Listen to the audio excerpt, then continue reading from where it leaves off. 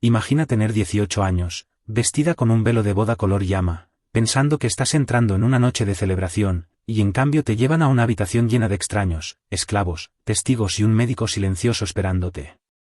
Te dijeron que era una tradición. Nunca te dijeron que te examinarían. Nunca te dijeron que tu cuerpo sería documentado. Y definitivamente nunca te dijeron que la ceremonia involucraría una figura de madera parada en la esquina bajo una tela pesada. Una figura cuyo propósito todos en la habitación ya conocían. En unos minutos entenderás por qué está esa tela ahí.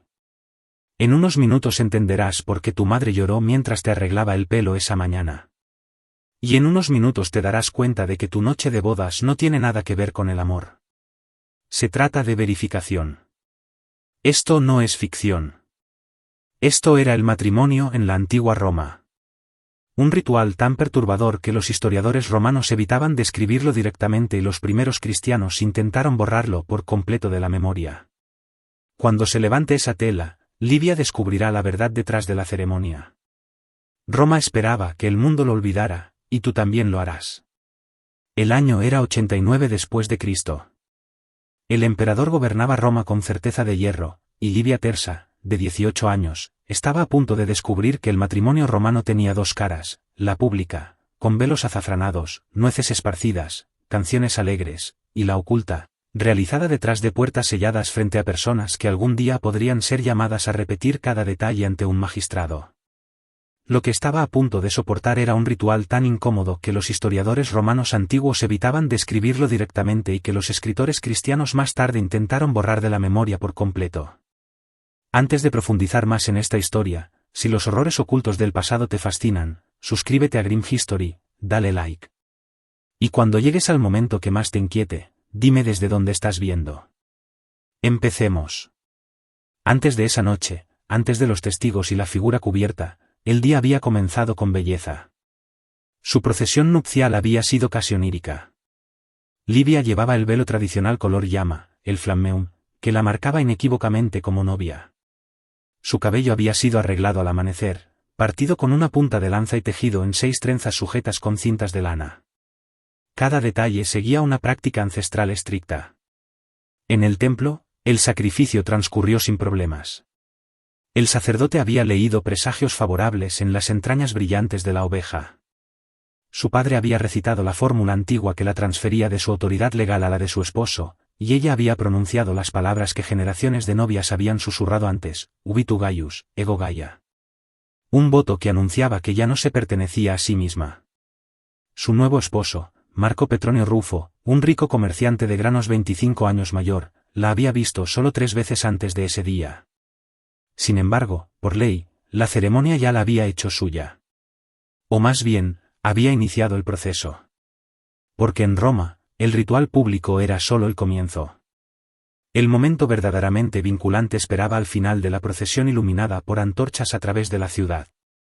Dentro de una casa que nunca había entrado, rodeada de personas con las que no había acordado encontrarse.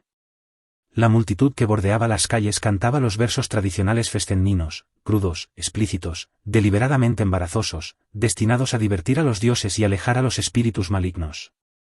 Jóvenes gritaban sugerencias a través del velo que hacían arder la cara de Livia de humillación. Su madre le había dicho que las canciones eran inofensivas, destinadas a protegerla. Pero Livia había visto las manos temblorosas de su madre mientras le arreglaba el pelo esa mañana. Había visto las lágrimas que su madre intentaba ocultar, y recordaba la advertencia final susurrada en su oído, no resistas. Lo que sea que te pidan, no resistas. Solo hace todo más difícil. Cuando llegaron a la casa de Marco Petronio Rufo, los últimos rastros de luz del día habían desaparecido. La puerta estaba decorada con guirnaldas de verdor y lana.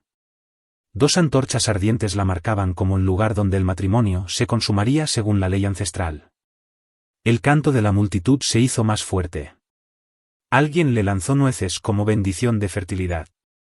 Las cáscaras se enganchaban en los pliegues de su vestido y raspaban su piel.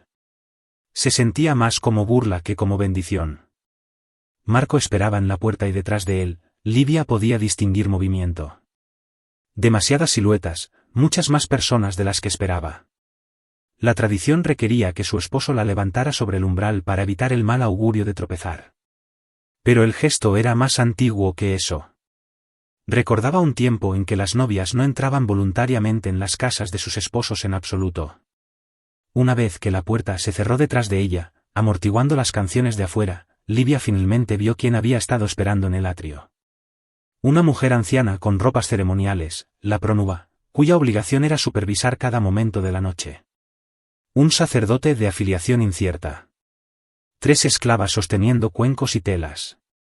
Un hombre mayor con una bolsa de cuero que contenía instrumentos médicos. Y en la esquina, parcialmente oculta bajo una tela drapeada, una estructura de madera de casi 1,2 metros de alto. La prónuba se acercó y tomó las manos de Livia, su agarre lo suficientemente firme para impedir cualquier escape. «Bienvenida a la casa de tu esposo», dijo. «Los ritos sagrados deben completarse ahora». Pocas personas hablan honestamente de lo que realmente era el matrimonio romano. No era romántico, no sentimental, no una celebración de 2 almas. Era una transacción, una transferencia legal de autoridad presenciada y documentada con el mismo cuidado que la venta de tierras o ganado. Bajo las leyes romanas más antiguas, una esposa pasaba completamente al control de su esposo, colocada en manu, literalmente en su mano. Él tenía el mismo poder legal sobre ella que sobre sus esclavos. Incluso el derecho teórico de juzgar vida y muerte. Para la era imperial temprana, cuando Livia cruzó ese umbral, las leyes se habían suavizado en la superficie. Las mujeres podían poseer propiedades. El divorcio era posible. Algunos aspectos del poder paterno habían cambiado. Pero la base permanecía. El matrimonio transfería a una mujer del control legal de un hombre al de otro. Y como todas las transferencias importantes en Roma, esta requería confirmación. Piensa en cómo los romanos manejaban las ventas de tierras. Testigos observaban. Rituales invocaban la aprobación divina. Los límites se inspeccionaban y recorrían. Los documentos se sellaban. Nada se asumía. Todo se verificaba. Los romanos aplicaban la misma lógica al matrimonio con un giro sombrío. La propiedad transferida era un cuerpo humano. Y la capacidad de ese cuerpo para producir herederos legítimos era el activo que se compraba.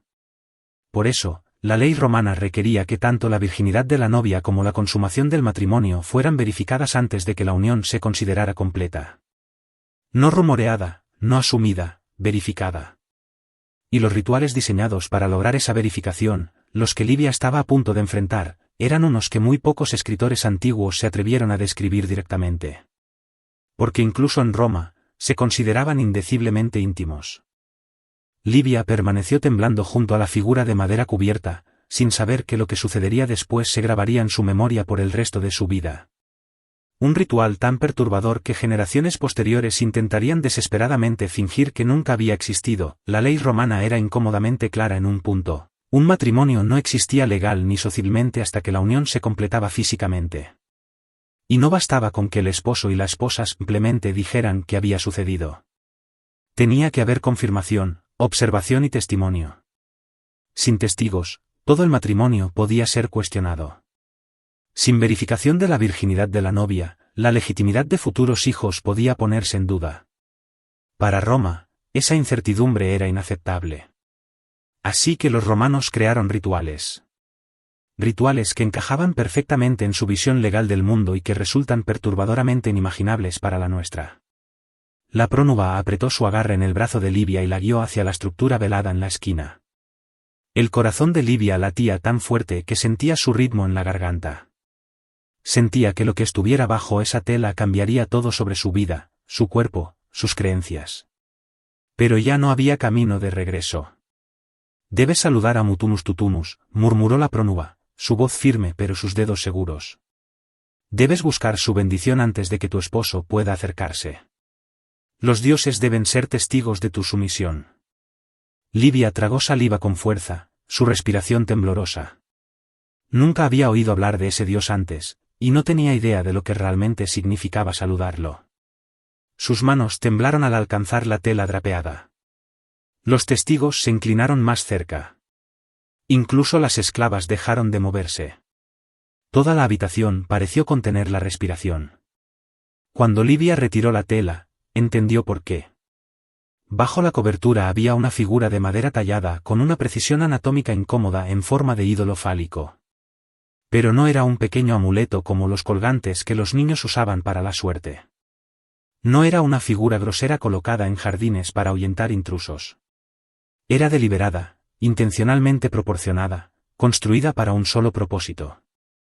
Y ese propósito se hizo terroríficamente claro en el momento en que la prónuba comenzó a explicar. Mutunus Tutunus era la deidad sombría romana de la iniciación y la fertilidad. Los autores antiguos lo mencionan solo brevemente y siempre con un sentido de vergüenza, como si el mero nombre resultara indecente. Agustín, escribiendo siglos después cuando el cristianismo apretaba su control sobre Roma, describió el ritual con furia y asco. Las novias romanas debían sentarse sobre el emblema del dios antes de yacer con sus esposos. Y lo hacían frente a testigos. Lo condenó, pero no lo inventó. Otros escritores cristianos tempranos aludieron al mismo rito, insinuando que era demasiado vergonzoso para describirlo abiertamente. Arnobius afirmó que las novias eran obligadas a montar el símbolo mientras sus nuevos esposos observaban. Lactancio argumentó que hablar de ello contaminaba la lengua. Incluso Varrón, un erudito pagano siglos antes, mencionó a las novias siendo presentadas a Mutunus Tutunus con frases que sugerían contacto físico, aunque evitó cuidadosamente los detalles. Los historiadores modernos, incómodos con las implicaciones, a menudo minimizan las descripciones, sugiriendo que quizás las novias solo se sentaban ligeramente en el regazo de la estatua en un gesto simbólico. Pero el lenguaje antiguo no apoya esta interpretación más suave. Agustinus sog incidere, una palabra que significa sentarse sobre, montar.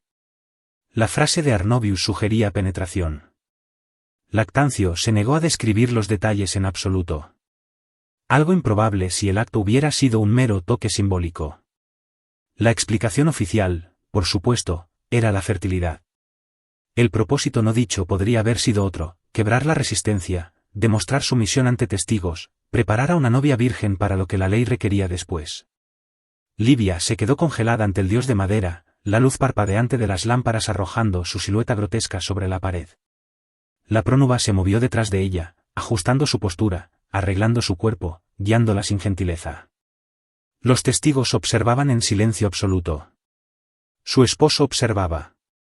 El médico esperaba detrás de ellos, manos entrelazadas, preparado para lo que vendría después. Y en ese momento, Livia finalmente entendió el significado de la advertencia temblorosa de su madre, las canciones obscenas de la calle, el secreto, el temor. Entendió lo que realmente exigía ser esposa romana. Técnicamente podía negarse, pero la negativa significaba que el contrato matrimonial colapsaría. Regresaría a la casa de su padre, no como una novia honorable, sino como una mujer descartada, dañada, intocable, imposible de casar. Deshonraría a su familia. Se convertiría en fuente de vergüenza susurrada en las mesas de cena. Su vida, tal como la conocía, terminaría. Así que no se negó. Cuando el ritual terminó, las esclavas se acercaron con agua tibia y perfumada. La lavaron con cuidado, murmurando oraciones destinadas a purificarla después de su contacto con el dios. Pero la limpieza tenía un segundo propósito, más práctico. La preparaba para el examen. El médico, que había estado observando en silencio, ahora avanzó, y Livia sintió que su estómago se hundía. Esta parte también no era opcional. En matrimonios que involucraban riqueza, linaje o posición política, las novias romanas se sometían a verificación médica antes de la ceremonia. Una partera o médico documentaba la virginidad de la novia. Los registros de ese examen podían decidir disputas posteriores sobre herencia o legitimidad. Los textos preservados por escritores médicos romanos, crueles en su precisión, no dejan duda sobre lo que involucraba el examen.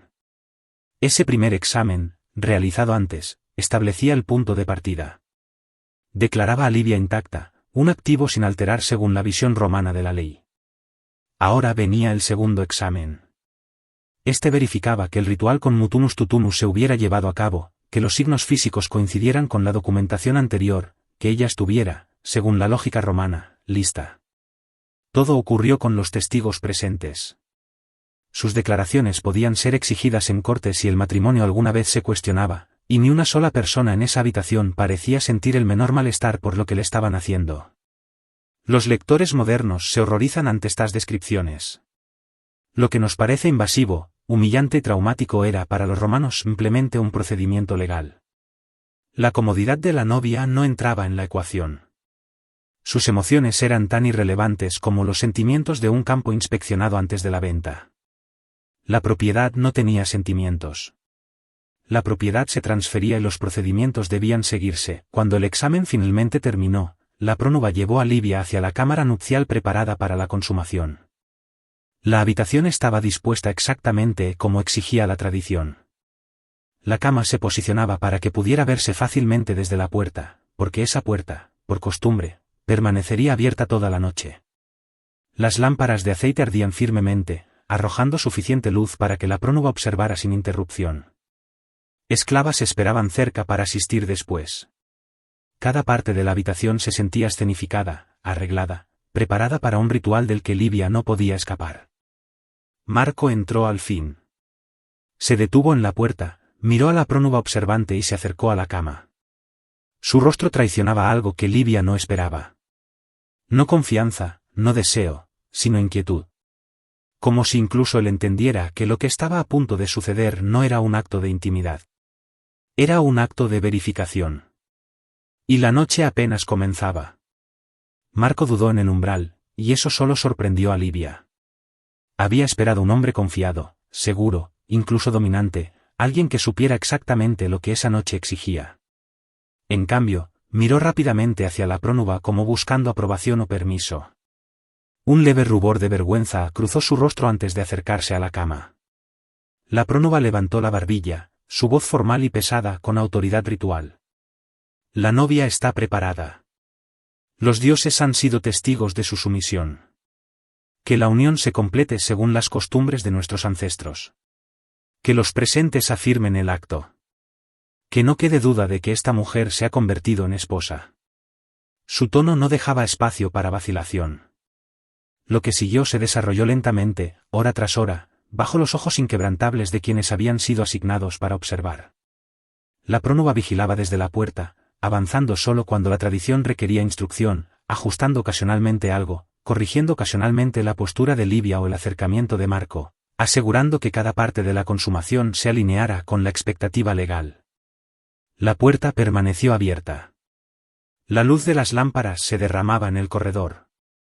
Cualquiera en la casa podía oír los movimientos, las voces, los comandos rituales. Cada sonido era parte de la documentación, parte de la evidencia. Nada de esa noche era privado. Nada debía serlo. Para Livia, las sábanas de la cama bien podrían haber sido pergamino, y su cuerpo, la tinta que Roma exigía para finalizar el contrato. Todo lo que sucedió era una forma de verificación. Un último paso para hacer inapelable la transferencia de autoridad. Al amanecer, el aire se sentía pesado, las lámparas ardían bajas y el médico regresó. Entró con el mismo desapego clínico que había mostrado antes.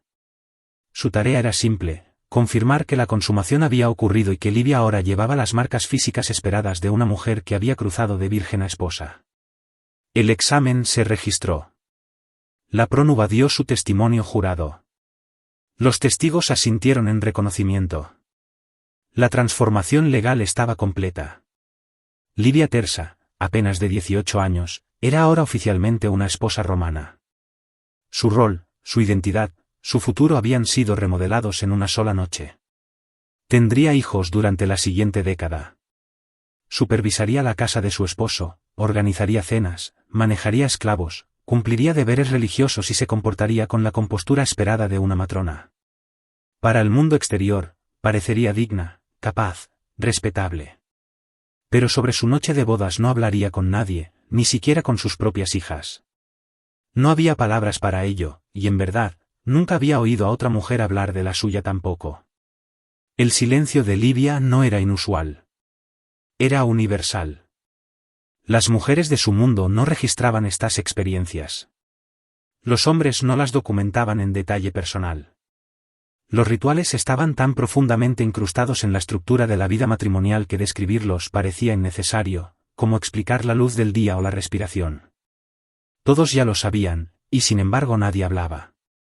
Por eso los historiadores de hoy luchan por reconstruir lo que realmente sucedía detrás de puertas cerradas en los hogares antiguos. Gran parte de lo que sabemos viene de fragmentos, denuncias airadas de escritores cristianos, retazos de comentarios legales, referencias casuales en tratados médicos y pistas arqueológicas cuyo significado solo se aclara al colocarlas junto a estos textos dispersos. La ausencia de relatos detallados no es evidencia de conspiración. Es evidencia de familiaridad. Los rituales eran el agua en la que las mujeres romanas nadaban, tan omnipresentes que describirlos parecía inútil. Durante casi 1000 años, esto fue el matrimonio en Roma. Generaciones de novias recorrieron los mismos caminos iluminados por antorchas. Generaciones de madres susurraron las mismas advertencias. Generaciones de jóvenes mujeres soportaron la misma noche, los mismos testigos, el mismo escrutinio. El sistema perduró porque todos, hombres, mujeres, familias, sacerdotes, aceptaban su lógica. La propiedad debía verificarse. Las transferencias legales requerían testigos. El matrimonio producía herederos legítimos y por lo tanto necesitaba prueba. Las mujeres eran el conducto a través del cual continuaban las líneas familiares. Tenía sentido dentro de sí mismo, incluso si nos parece monstruoso. El fin de estas prácticas no vino de que Roma decidiera que había ido demasiado lejos. Vino de afuera, de la expansión del cristianismo y la transformación de los valores romanos en los siglos IV y V. Con nueva teología vinieron nuevas suposiciones. Si las mujeres tenían almas iguales a las de los hombres, no podían tratarse meramente como propiedad. Si el matrimonio era un sacramento sagrado, no podía incluir rituales que la Iglesia considerara obscenos. Si la modestia era una virtud, la presencia de testigos durante la consumación se volvía intolerable. El cambio no fue instantáneo. No fue fácil. No fue completo. Pero gradualmente, en ciudades y hogares de élite, las antiguas ceremonias se abandonaron o se reformularon hasta ser irreconocibles. Y con ellas se fue la evidencia. Estatuas de Mutunus Tutunus fueron destrozadas o enterradas. Textos que referían a los rituales de la noche nupcial fueron retirados silenciosamente de bibliotecas o dejados pudrirse. Pinturas murales que aludían a los ritos fueron cubiertas con yeso. El deber de la prónuba se redujo de supervisora activa a atendiente simbólica. En pocas generaciones, el conocimiento completo de lo que las bodas romanas habían exigido alguna vez desapareció, recordado solo vagamente en manuscritos oscuros leídos por eruditos curiosos siglos después. Los cristianos que remodelaron Roma no solo estaban borrando detalles embarazosos. Estaban forjando una nueva civilización sobre las ruinas de la antigua, negándose a reconocer lo que esas ruinas habían sostenido alguna vez. Lo lograron casi por completo. Hoy, la mayoría imagina el matrimonio romano como velos azafranados, canciones festivas y nueces esparcidas. Una mezcla encantadora de ritual y romance. Pero fragmentos sobreviven. Los fragmentos siempre sobreviven. Livia Tersa murió alrededor del 31 después de Cristo, aproximadamente a los 60 años. Había sido esposa durante más de 4 décadas. Había criado hijos. Había cumplido cada expectativa puesta sobre ella. Pero, ¿qué recordaba cuando pensaba en su noche de bodas? ¿Revivía el miedo, la vergüenza, la impotencia? ¿Hizo las paces con ello con el tiempo? ¿Esperaba que sus hijas soportaran algo más suave? ¿O lo aceptó como inmutable, simplemente la forma en que eran las cosas? No podemos saberlo. No dejó registro escrito. Las mujeres romanas de su posición no se esperaba que lo hicieran.